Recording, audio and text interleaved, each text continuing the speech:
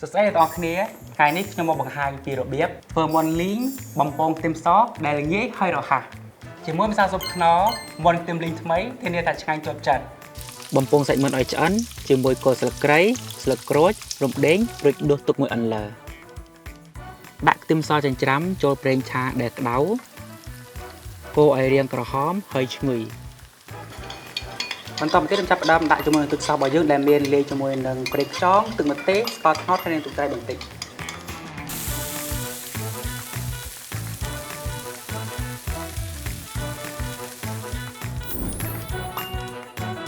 ហើយយើងប្រើជាមួយនឹងម្សៅស៊ុបខ្នុរឬជាតិសាច់មិនខ្ទឹមលីងផលិតពីខ្ទឹមសដែលមានគុណភាពសាច់មាន់សុទ្ធនិងគ្រឿងទេសល្អៗមាននៅក្នុងកញ្ចប់តែមួយ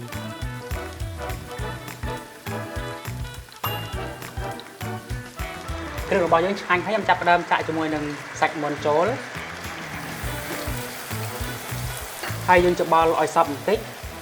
យើងអាចបិទភ្លើងបានដោយរាជការស្រេច